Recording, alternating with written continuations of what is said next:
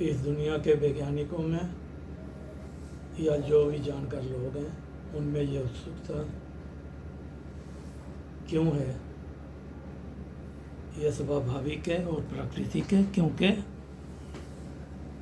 किसी भी चीज़ की उत्पत्ति हमें अचंभित भी करती है और खुशी भी देती है। अंग्रेजी में हम इसको क्रिएटिविटी कहते हैं। एक छोटा सा बच्चा भी जब कोई काम करता है जो वो अपने हाथ से करता है,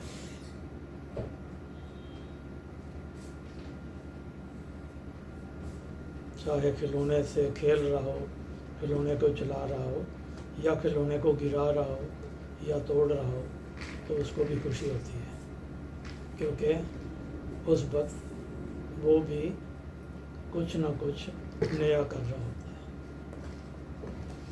तो ये मानव की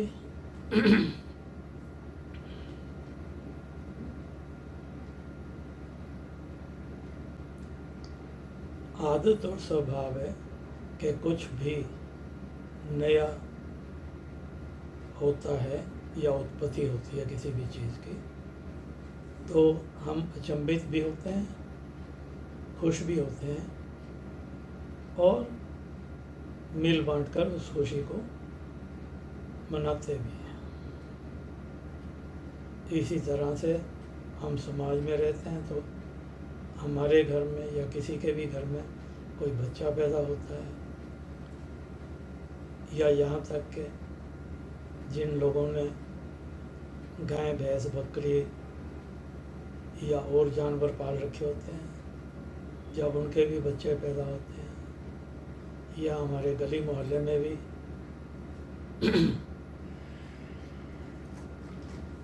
जो जानवर बिना सहारे के घूमते हैं, उनके भी जब बच्चे पैदा होते हैं तो हम लोग अचंभित भी होते हैं और खुश भी होते हैं। तो इसीलिए इस दुनिया की, इस जगत की, जिसको हम सौर मंडल कहते हैं, इंग्लिश में सोलर सिस्टम बोलते हैं,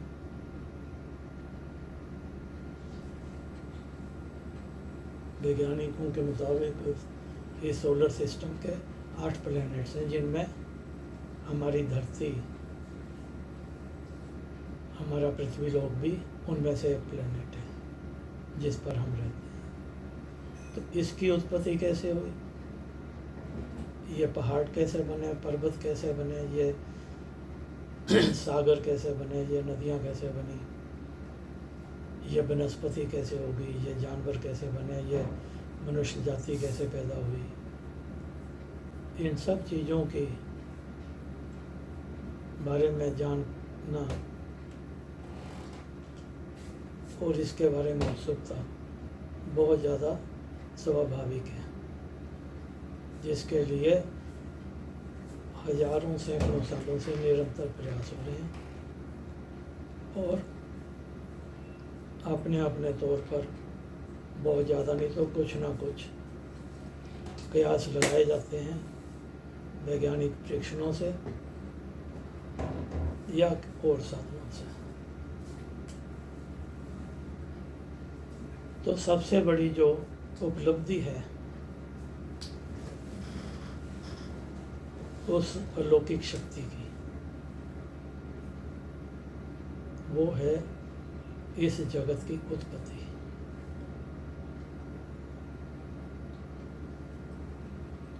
तो हमें ये समझना चाहिए, हम इस जीवन में जन्म से लेकर मृत्यु तक जितनी देर भी जीवित रहते हैं, तो second to second, minute to minute, hour to hour, day by day, week by week and year by year, month by month, हर सेकंड कुछ ना कुछ नया होता है। कई बार वो नया हमें लगता है कि हमारे लिए बहुत लाभ काम है और कई बार लगता है कि बहुत हानि का काम है। लेकिन जैसा कि हमने पहले सुना है, समझा है कि कुछ भी नया होता है, कुछ भी उत्पत्ति होती है, क्योंकि वो अलौकिक शक्ति जिसको हम अलग अलग नामों से पुकारते हैं, मानते हैं और पूरी आस्था से उसकी पूजा करते हैं, उसके परिवार के जो बाकी देवी देवता हैं उनकी भी पूजा करते हैं और मनाते हैं, त्योहार मनाते हैं। तो वो जो भी हमारे लिए अलौकिक शक्ति करती है, हमें उसकी भी खुशी बनानी चाहिए, चाहे वो हमारे लिए हमारे हिसाब से हानिकारक हो या हमें नुकसान पहुंचाने वाली हो या हमारे अनुकूल ना हो, क्योंकि वो उसी अलौकिक शक्ति की देन है।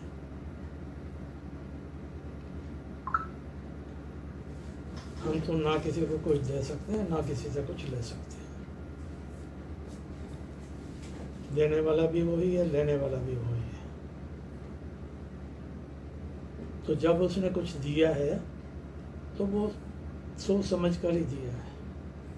किस वक्त, किस क्षण हमारे लिए क्या अच्छा है, वो हमें वही देता है, क्योंकि हमारी समझ जो है या हमारे अपने जो हित हैं वो बहुत अलग हैं।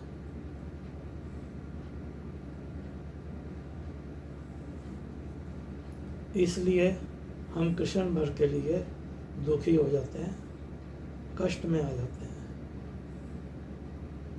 और कई बार तो उस अलौकिक शक्ति को भी कोसना शुरू कर देते हैं। नहीं तो अपने रिश्तेदारों को, घर वालों को या आसपास वालों को, दोस्तों को, उनको भी कोसना शुरू कर देते हैं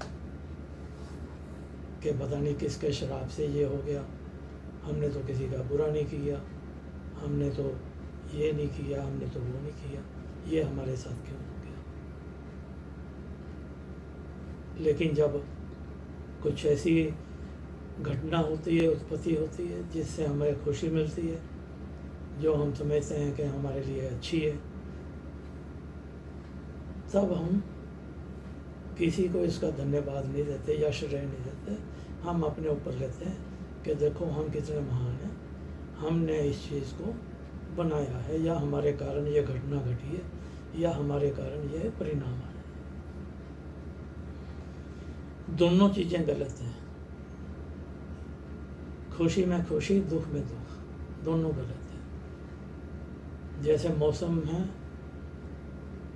उस अलौकिक शक्ति ने इस जगत में अलग अलग मौसम बनाए हैं ताकि हम जिंदा रह सकें, वनस्पतियाँ पैदा हो सकें, जो हमारा जीवन यापन कर सकें। अगर एक ही तरह का मौसम हो तो ना तो हम जिंदा रह पाएंगे और ना वनस्पतियाँ पैदा हो सकेंगी। इसलिए इसी तरह से सुख और दुख दोनों का हमारे जीवन में बराबर का महत्व है। दुख में, कठिनाइयों में एकता की और शक्तिशाली होने की, सहनशीलता की और लड़ने की, किसी के साथ नहीं, कठिनाइयों से लड़ने की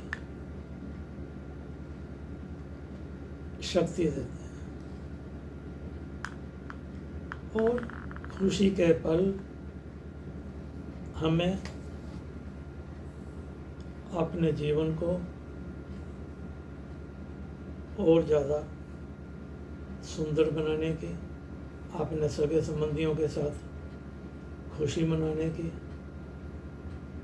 और आगे बढ़ने की प्रेरणा देते हैं। ये दोनों चीज़ें हमारे जीवन में बहुत ज़रूरी हैं। एक का भी अभाव हो जाएगा तो हम जीवन में आगे नहीं बढ़ पाएंगे। इसीलिए हजारों साल पहले हमारे बुजुर्गों ने यह बोला है कि हार जो है वो सफलता की पहली सीढ़ी है। इसके साथ ही आज का ये उपदेश मैं समाप्त करता हूँ इस आशा के साथ कि आप इसको ध्यान से सुनेंगे, 1 बार, 2 बार, 10 बार, 20 बार, और कुछ भी अगर आप इससे ग्रहण कर सके तो मैं अपने आप को भाग्यशाली मानूंगा और ये समझूंगा कि मैंने उस अलौकिक शक्ति के प्रति अपना कर्तव्य निभा दिया है। बोलो जय राम जी की, जय श्री कृष्ण, जय त्रिदेव।